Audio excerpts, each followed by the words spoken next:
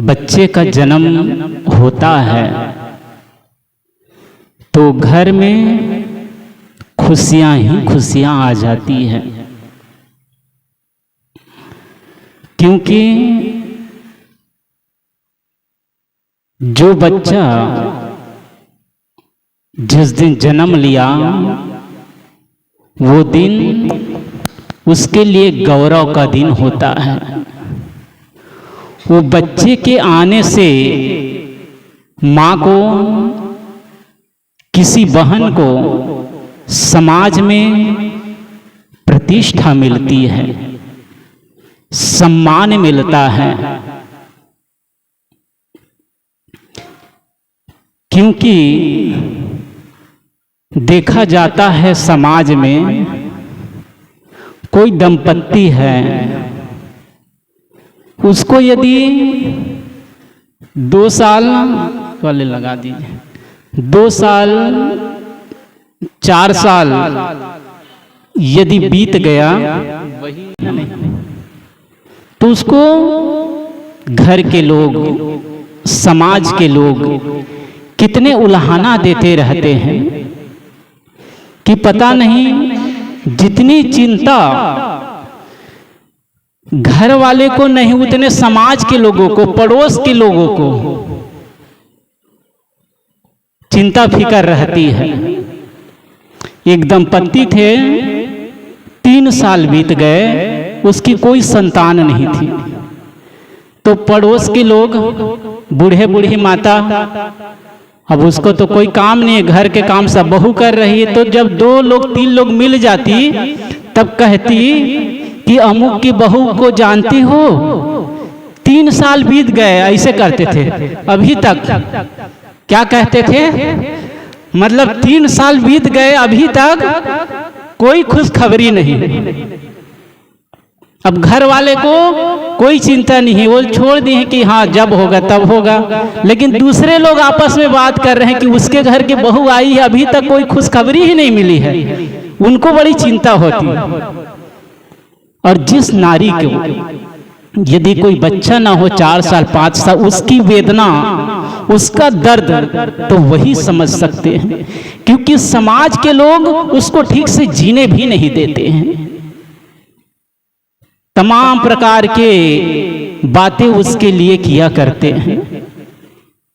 वो बहनें कितने मंदिरों में, कितने गुरुद्वारों में, कितने जगह भगवान के पास, संतों के पास कितने जगह जाकर माथा टेकता है कि हे भगवान, हे गुरुदेव, मुझे एक संतान हो जाता तो मेरा भी भाग जग जाता, मुझे भी माँ का गौरव प्राप्त होता। तमाम प्रकार के पूजा पाठ, व्रत, उपवास, कहां कहां और क्या क्या औषधि, कितने कर्म कांड नहीं करते हैं। और जब किसी को यदि पता चल जाए कि मैं मां बनने वाली हूं तो कितना खुश रहती है, कितना आनंदित रहती है। जब से उसको एहसास होता है मैं मां बनने वाली हूं, उसी दिन से कितना संयम से उठेगी, बैठेगी, खाएगी, पिएगी, क्योंकि मेरे कोख में एक बच्चा पल रहा है, एक नवजीवन मेरे कोख में पल रहा है। बहुत ही संयम से, परहेज से, और खूब खुश रहती, खूब आनंदित रहती है। क्योंकि जब कोई बहन मां बनती है तब उसमें अब परिपूर्णता आ गई, उसका जीवन पूरा हुआ। जैसे कोई बीज है वो वृक्ष बन जाता है, तो उसके पूर्णाहुति हो गई कि वो उसका जो बीज होना सफल हो गया, क्योंकि वो वृक्ष बन गया। और जब तक उसमें वृक्ष नहीं हुआ है तब तक संभावना तो थी, लेकिन संभावना परिपूर्ण नहीं हो पाया। इसलिए जब कोई मां बनती है बहुत खुश होता है।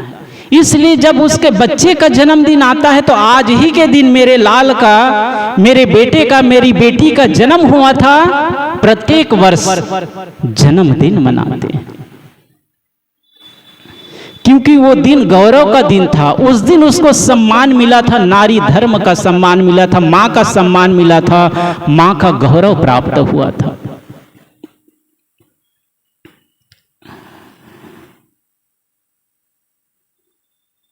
जब बच्चा जन्म ले तब माँ का जीवन अपना जीवन नहीं रह जाता। जब बच्चा हंसता है तो माँ हंसती है, जब बच्चा रोता है तो माँ रोती है। बच्चे का सुख माँ का सुख होता है और बच्चे का दुख माँ का दुख होता है। माता पिता का फिर अपना जीवन रह ही नहीं जाता, सब कुछ अब बच्चे का जीवन से जुड़ जाता है। इसलिए बच्चे का बहुत ध्यान रखा जाता है, उसकी हर ख्वाहिशें, उसकी हर इच्छा, उसकी हर मन्नतें पूरी की जाती है। भले ही सामर्थ्यता हो या ना हो तो भी बच्चे को जो चाहिए वो माता पिता किसी प्रकार उसको देते हैं। अपना ना पहन करके बच्चों को पहनाते हैं, अपना ना खा करके बच्चे को खिलाते हैं। इसलिए माता पिता के समान, गुरु के समान कोई संसार में हितैषी नहीं है। जब बच्चा धीरे धीरे बड़ा होता है, वो थोड़ा संगी साथी के साथ घूमने फिरने लगता है, किसी ने किसी बात को लेकर कुछ कह दिया तो उसको फिर माता पिता के प्रति भी उसको संदेह होने लगता है। वो बच्चा नादान है, नहीं समझता है कि माँ, मेरे माता पिता मेरे भविष्य के बारे में सोचते, मुझे जो भी कहते हैं मेरे उज्जवल भविष्य के लिए। लेकिन वो बच्चा सोचता है मेरे माता पिता ही मेरे दुश्मन हो गए हैं, क्योंकि मैं जो कहता हूँ ऐसा नहीं करते। अब उसमें बच्चे का हित है कि अहित है वो तो माता पिता ही समझते हैं, बच्चा नहीं समझता है। माँ किसी बात के लिए रोकती है तो बच्चा को लगता है कि माँ मेरे से प्रेम नहीं करती। नहीं, माँ के समान प्यार, माँ के समान ममता तो संसार में कोई भी नहीं दे सकता। इसलिए माता पिता के जो ऋण हैं उसको कोई नहीं चुका सकता।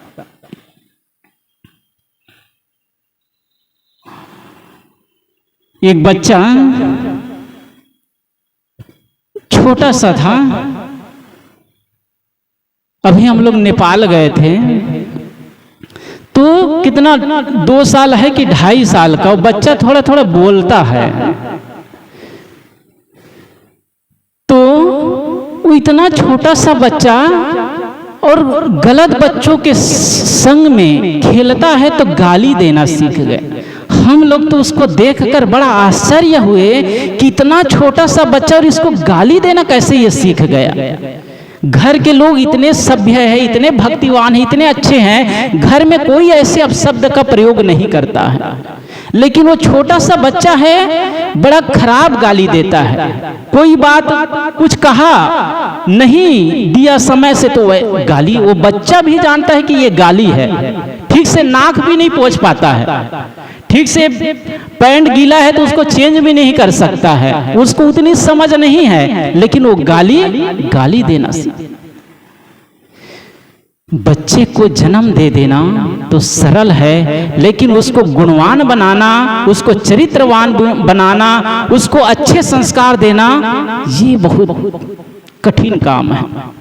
जैसे कोई किसान है, खेत में बीज तो डाल दिया, लेकिन देखने के लिए ना जाए कि खेत में क्या हो रहा है, खेत सूख रहा है कि पौधे में कीड़े लग रहे हैं, कि खाद की जरूरत है, कि क्या चीज की जरूरत है, वो देखने यदि नहीं जाता है तो उसकी फसल अच्छी नहीं हो सकती है।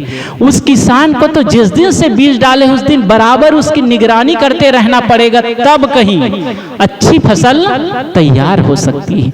इसी प्रकार बच्चे का जिस दिन जन्म हुआ उसी दिन से उस पर निगरानी, उस पर ध्यान रखना पड़ेगा। और जब जब बच्चा जैसे जैसे बढ़े तब तो और बहुत ध्यान देने की जरूरत है। पहले बच्चे लोग, माँ काम कर रही, बच्चा रोने लगता, किसी चीज को मांगने लगता तो माँ कहती कि बाबू जाओ थोड़ा बाहर खेल के आ जाओ। माँ लोग उसको खेलने के लिए भेज देती थी, तो बच्चा खेलता कूदता गिरता पड़ता था तो उससे उसके सारी शरीर मजबूत बनता था, उसके मस्तिष्क का विकास होता था। अभी के समय में यदि बच्चा थोड़े से रोने लगा, माँ मोबाइल पकड़ा देती है, कार्टून चालू कर दिया, कोई गाना चालू कर दिया। अब छोटा सा बच्चा है, उसकी आंखें कितनी कोमल है, लेंस कितना कोमल है, उसको दे देता है। अब बच्चा, उसको आदत हो गए, बिना मोबाइल देखे कई घर के बच्चे भोजन नहीं करते। यदि मोबाइल ना मिला तो फिर वो रोता ही रहेगा, ना खाएगा, ना सोएगा, ना कुछ करेगा, रोता ही। बच्चा जिद्दी हो जाता है। बच्चे मोबाइल देखते देखते चिड़चिड़ा हो जाता है। वो माँ बाप के, माता पिता के वो कहना मानेगा ही नहीं, वो जिद्दी प्रवृत्ति का हो जाता है। इसलिए मोबाइल में भी दिखाता रहता है कि बच्चे को अधिक मोबाइल ना दीजिए, उसको मोबाइल से दूर रखिए, नहीं तो उसके जो मस्तिष्क का जो ग्रोथ है, विकास है, वो रुक जाएगा। बच्चे जब मोबाइल देखता रहता है तो किसी से बोलता नहीं, तो कहा जाता है, वैज्ञानिक कहते हैं कि बच्चे के वो मतलब उसके गूंगापन भी हो सकता है। बच्चा, उसको कानों से भी कम सुनाई दे सकता है, उसके मस्तिष्क का विकास रुक जाएगा, उसके शरीर का ग्रोथ रुक जाएगा, उसकी आंखें कमजोर हो जाएगी। इसलिए कभी 10 मिनट 15 मिनट कोई बच्चा मोबाइल मांगे, रो रहे हैं तो दे दिए, लेकिन ज्यादा उसके आदत नहीं लगाना चाहिए। क्योंकि बच्चा जो कहता है, आप उसके हित की चिंता नहीं कर, उसके मीत की चिंता कर रहे हैं। बच्चा रो रहा है, क्या करे, मोबाइल दे दिए। पहले जब मोबाइल नहीं था तो बच्चा रोता था, कोई और उपाय नहीं था क्या? उसको चुप कराने का सारे उपाय थे। माँ कहती है, पिताजी कहते हैं, घर के लोग कहते हैं, क्या करे, बच्चा रो रहा है इसलिए मोबाइल दे दिए। पढ़ाई लिखाई में मन नहीं लगता है, खेलने कूदने नहीं जाता है, जिससे उसका शरीर मजबूत हो। अब कई पेड़ होता है ना, पेड़ बस बढ़ता जाता है, मोटाता नहीं है, वैसे बच्चे हो जाते हैं। उसके शरीर में कोई ताकत ही नहीं रहता, बस बढ़ गए, हो गए, कोई समझदारी, कोई विवेक, कोई बुद्धि, कुछ भी नहीं। और बच्चे को यदि छोड़ दिया, अभी कुछ महीना पहले एक माँ मेरे पास फोन की कि साहब ये बच्चा को समझा दीजिए, बच्चा जो है कहता ही स्कूल नहीं जाऊंगा, और मोबाइल यदि मिल गया तो सिटकिनी लगा देता है और पता नहीं क्या देखता रहता है, दरवाजा लगा देता है, सिटकिनी लगा देता है, अंदर पता नहीं क्या क्या देखता रहता है, गलत देखता है, क्या देखता है पता नहीं, और कहता है स्कूल नहीं जाऊंगा। तो महीना 2 महीना स्कूल नहीं गया। स्कूल नहीं गया तो क्या परिणाम हुआ? स्कूल नहीं गया तो गलत बच्चों के संगति करने लग गया। अब गलत बच्चों के साथ में गुटखा खाने लग गया। 6 क्लास का बच्चा, 6वीं में पढ़ता है, अब गुटखा खाने लग गया। माता पिता, अब वहां तो कोई गुटखा नहीं खाता, कोई गलत चीज नहीं खाता, सब लोग अच्छे लोग हैं। बच्चा आया तो माता पिता जान गए कि बच्चा आज गुटखा खाया है, गंध आ रही थी, तो उसे कहा कि क्यों तुम गुटखा खा के आए हो? तो बच्चा कहता है नहीं। देखिए, एक अवगुण कितने अवगुणों को ले आएगा, एक अवगुण कितने अवगुणों को। अब झूठ बोलना भी वो बच्चा सीख गया। पहले क्या सीखा? गलत साथियों के साथ में गुटखा खाना सीखा, अब झूठ बोलना भी सीख गया। माता पिता को कहता है मैं गुटखा नहीं खाया, उसके दांत बता रहे, उसके मुंह बता रहा है, सब कुछ प्रमाण है, लेकिन वो क्या कहता है? मैं गुटखा नहीं खाया। अब वो बच्चा को कभी किसी चीज के लिए कोई कहता है मैं ये मिठाई खाऊंगा या कोई खजानी कोई भी खाऊंगा, तो पैसा देता है, तो पैसा देता है तो वो घर में पहले क्या करता था? घर में आके खाता था, अब क्या करता है? उधरे खा लेता है। पैसा मिला उसको उधर ही खा लेता है। क्या खाता है? गुटखा ही खाता है, वो कोई मिठाई नहीं खाता है। अब झूठ बोलना सीख गया। माता पिता कहीं खेत गए हैं, कहीं गए हैं तो जेब से पैसा चोरी करना भी सीख गए। अब उसकी जो आदत है उसको बार बार वो सताती है, गुटखा खाने की आदत लग गई। तब पहला तो काम हुआ झूठ बोलना सीख गया, दूसरा काम हुआ अब चोरी करना भी सीख गया। क्या करते हैं? जब माता पिता नहीं होते तो देखते हैं यहां माँ पैसा रखती तो चुपके से पैसा भी निकाल लेता है।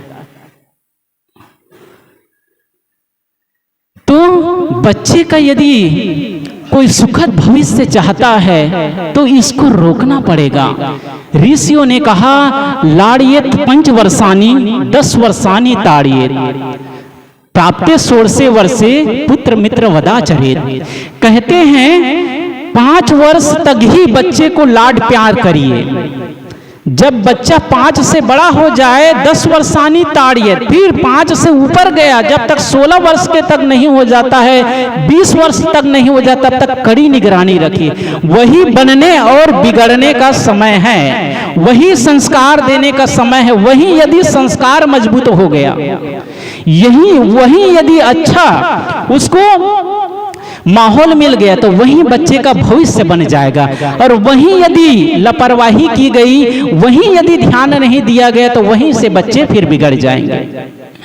तो बच्चे को उस समय ईमानदार बनना सिखाए। जब मैं पहली बार साधना मार्ग पर आया, तो उस समय फुल पैंट और शर्ट पहनता था। छत्तीसगढ़ का एक आश्रम है, तो उस समय मेरी उम्र था 18-19 साल। तो आया, तो आश्रम में छत्तीसगढ़ के जैसे प्रयागराज इलाहाबाद में आश्रम है, वैसे ही आश्रम है। तो जो नए नए साधक जाते हैं साधना करने के लिए, उसको बहुत काम करना पड़ता है, क्योंकि जो संत लोग होते हैं उसकी परीक्षा लेते हैं कि ये टिक पाएगा कि नहीं। तो उस समय बहुत आश्रम के काम करना, झाड़ू पोछा लगाना, बर्तन मांजना, जो भी काम है सब करना पड़ता था।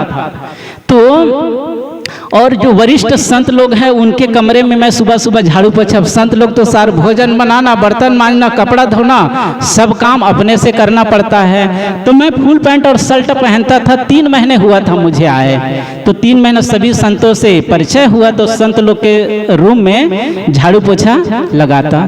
तो जो वहाँ के जो कोषाध्यक्ष थे, उनके कमरे में मैं झाड़ू पोछा करने के लिए जाता, तो सिक्का 1-2 रुपए की सिक्का वो कहीं कहीं गिरा देता था, गिरा कर रखता था। मैं जब शुरू दिन गया तो मुझे लगा कि हो सकता है पैसे का इनके पास रहता है, साहब जी के पास, तो कहीं उठाते धरते कहीं गिर गया होगा।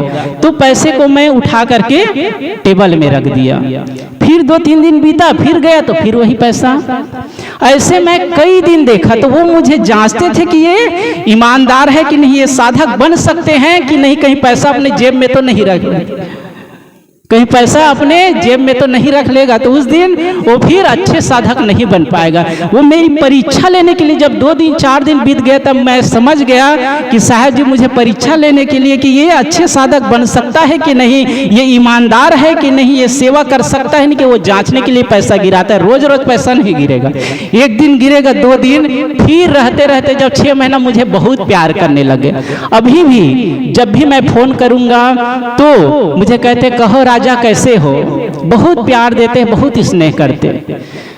मेरा जन्मभूमि है छत्तीसगढ़, तो वहाँ तो उधर की बोली छत्तीसगढ़ी बोली बोलते थे, हिंदी बोलना मुझे नहीं आता था। तो जब हम लोग भोजन करते, 12 बजे भोजन हो जाता, 1 बजे बंदगी होती, सब संत मिल करके बंदगी करते, तो सब आराम करने के लिए 1-1.5 घंटा अपने अपने जो रूम था वहाँ चले जाते। तो वही 1-1.5 घंटा जो समय मिलता था, उसी बीच में मुझे हिंदी बोलने के लिए सिखाया, व्याकरण पढ़ाते थे, अपना आराम छोड़ करके मेरे लिए कि बाबू को हिंदी बोलने के लिए आ जाए, मुझे हिंदी बोलना सिखाया। नहीं तो मुझे हिंदी बोलना जो अभी मैं बोल रहा हूँ ये भाषा नहीं आती थी, उधर की भाषा आती थी, तो उन्होंने हिंदी बोलना सिखाया। वो हमारे घर में तो ऐसे माहौल ही नहीं है कि कोई चोरी बदमाशी करे, सब सत्संगी घर के माता पिता, बहन भी साध्वी है, तो ऐसे संस्कारी घर के हैं, तो वैसा तो बात ही नहीं थी। लेकिन उनको तो पता नहीं था कि इनके घर के लोग कैसे हैं, कैसे बच्चा है, तो मेरी परीक्षा लेने के लिए वो ऐसा करते थे। तब जब जान गए, परख लिए, तब मेरे ऊपर फिर प्यार करने लगा और मुझे फिर सिखाने लगा। तो अपने बच्चे को ईमानदार बनाना सिखाए, कहीं चोरी करना, किसी की चीज देखे, बोलिए सद्गुरुदेव की, सद्गुरुदेव की जय, सद्गुरुदेव की जय। यदि बच्चे ईमानदार नहीं रहेगा, यदि वो काम करना नहीं जानेगा, जिम्मेदारी नहीं लेगा, तो फिर वो बढ़ तो जाएगा, कोई भी अच्छा काम नहीं कर पाएगा।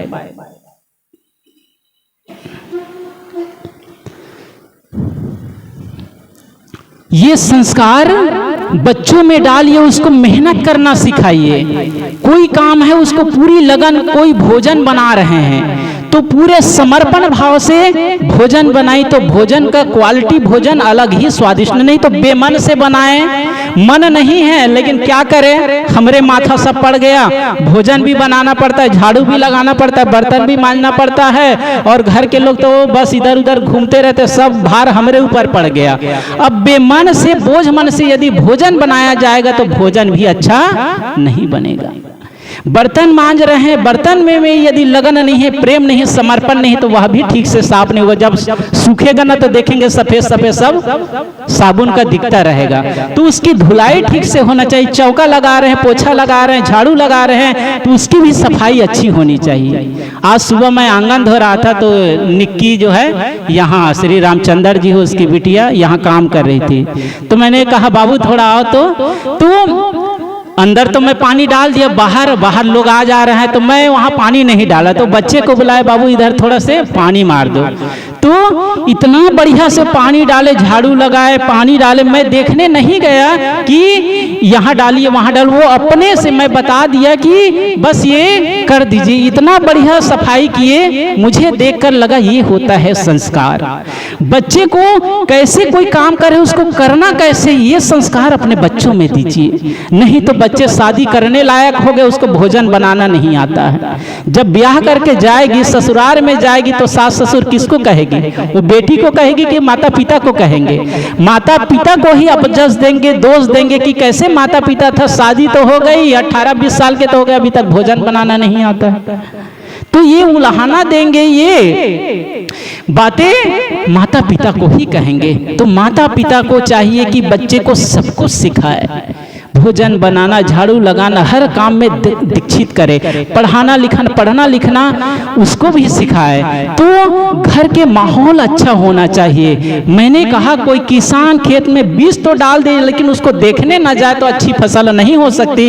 इसी प्रकार बच्चे को यदि जन्म तो दे दिए, उस पर निगरानी नहीं रखा जाएगा, उस पर ध्यान नहीं देगा, तो संस्कारवान बच्चा नहीं होगा। आज इतने आतंकवादी, अभी देखिए जम्मू कश्मीर में पर्यटक गए थे, घूमने गए थे, उसके 30 लोगों को आतंकवादी लोग गोली से भून दिए। बेचारे घूमने गए थे, तीर्थ यात्री पिकनिक मनाने गए थे, उस निर्दोष को, उसको बेवजह नाम पूछ कर उसको गोली से भून दिए, उसको मार दिए। वो भी तो किसी का संतान है, लेकिन गलत संस्कार, गलत लोगों के संग में वो पढ़ के नक्सलाइट बन गया, कोई चोरी करते करते चोर बन गया, कोई कुछ करने बन गया, कोई रिश्वत लेने वाला बन गया, कोई कुछ, कोई झूठ बोलने वाला। तो ऐसे में संस्कार बिगड़ जाता है, जीवन ही बिगड़ जाता है। इसलिए घर के माहौल को अच्छा बनाना पड़ेगा।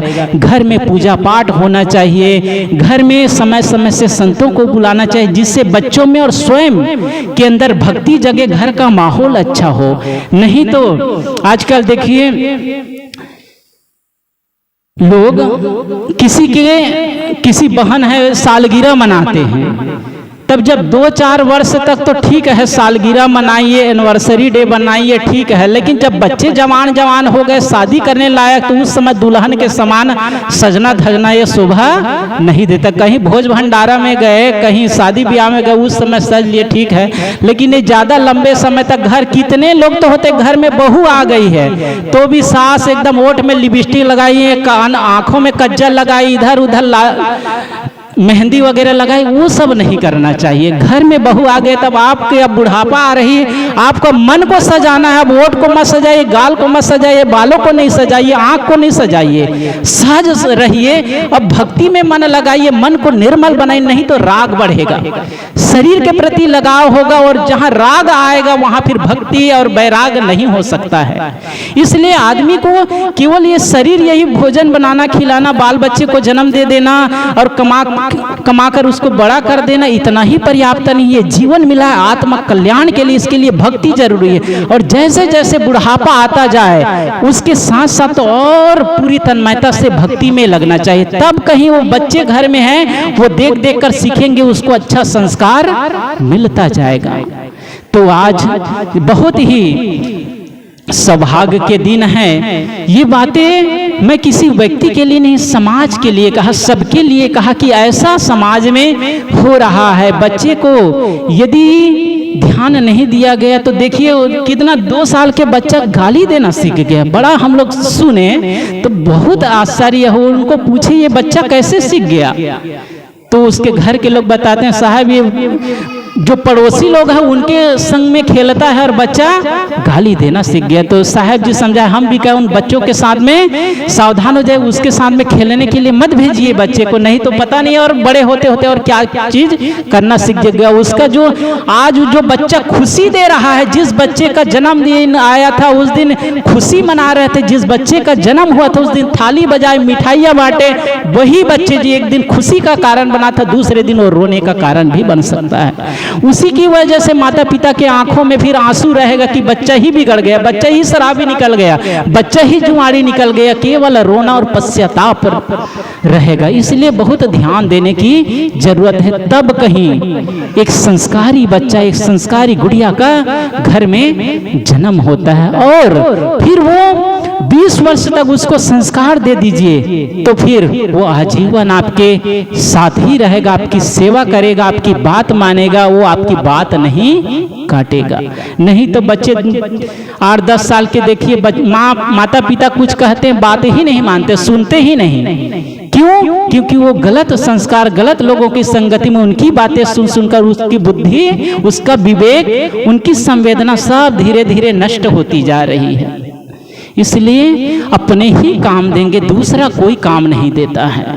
मुसीबत में समस्या आ जाए, कोई चीज की आवश्यकता हो तो अपने लोग ही काम आएंगे, दूसरा काम देने वाला नहीं है। इसलिए अपनों के साथ में हिल मिलकर प्रेम से रहना, यही परिवार को, घर को स्वर्ग बनाने का एक रास्ता है। मैंने अपनी बात की शुरुआत की थी कि जिस दिन किसी बच्चे का जन्मदिन आता है उस दिन माँ बहुत प्रफुल्लित होती, घर के लोग बहुत खुश हो जाते हैं कि आज जीवन सफल हो गया, मेरे कोख से एक नन्हे से बालक, नन्ही सी गुड़िया का जन्म हो गया। और जिसके नहीं आते उनको तो उनका दर्द तो वही जान सकते हैं। तो जिसके बच्चे हैं वो लोग बहुत सौभाग्यशाली है, जिसके नहीं हैं उसको भी अपने आप को कोसना नहीं चाहिए कि क्या करे नहीं है, उसको तो अब प्रार्थना में, भजन में, भक्ति में लगना चाहिए और अधिक से अधिक प्रार्थना करनी चाहिए, ताकि फिर कभी जन्म हो तो ऐसी कुछ मेरे पूर्व जन्म में कोई भूल चूक हो गई रही होगी जिसके कारण, नहीं तो इस जन्म में और तन्मयता से भक्ति करनी चाहिए, प्रार्थना करनी चाहिए, सत्संग करनी चाहिए, जिससे उसका जो भाग था उसका भाग सौभाग्य में बदल जाए और जब जीवन आए तो उसको किसी चीज के कोई अभाव न रहे। तो उसको तो और अच्छी से भक्ति करनी चाहिए, उसको अपने आप को कचोटना नहीं चाहिए, अपने अंदर को इतना गलानी से नहीं भरना चाहिए कि क्या करे, ऐसा हो गया वैसा हो गया, नहीं। और उसको भक्ति में लगना चाहिए, सत्संग में लगना चाहिए। यही भाग, यही करते करते उसके भाग का उदय होगा। तो मैंने अपनी कुछ बातें कही। पूज्य श्री साहब जी बहुत देर से हम सबके बीच विराजमान हैं। मैं सबकी ओर से पूज्य श्री साहब जी से करवत प्रार्थना करता हूं कि आप अपने ज्ञान गंगा से, कल्याणकारी विचारों से हम सबको लाभान्वित करने